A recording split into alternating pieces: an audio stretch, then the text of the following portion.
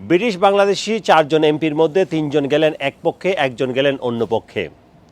রোশনা আলী, রূপা হক এবং আফসানা বেগম আজ 20 June house of কমন্সের যে অ্যাসিস্টেড ডাইং বিল রয়েছে তার বিপক্ষে ভোট দিয়েছেন। অন্যদিকে সাবেক সিটি মিনিস্টার টিউলিপ সিদ্দিকী এই বিলের পক্ষে ভোট দিয়েছেন।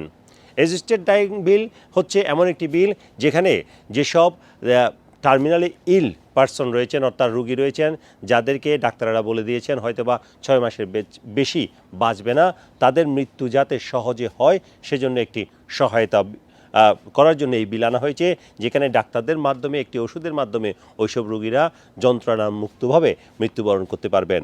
বিগত কয়েক বছর ধরে বাংলাদেশি কমিউনিটিও এই বিলের বিরোধিতা করে আসছিল। আজকে হাউস অব পার্লামেন্টের থার্ড রিডিংয়ে সেটি পাশ হয়েছে, যার পক্ষে 313 জন এমপি ভোট দিয়েছেন, বিপক্ষে ভোট দিয়েছেন 291 জন এবং এই পক্ষে বিপক্ষে ভোট দেওয়ার মধ্যে 4 ব্রিটিশ বাংলাদেশি এমপিও ছিলেন, যাদের মধ্যে 3 জন এই বিলের বিপক্ষে ভোট দিয়েছেন, একমাত্র টিউলিপ সিদ্দিকী এই বিলের পক্ষেই ভোট দিলেন। Sarwar Hossain, top news, London.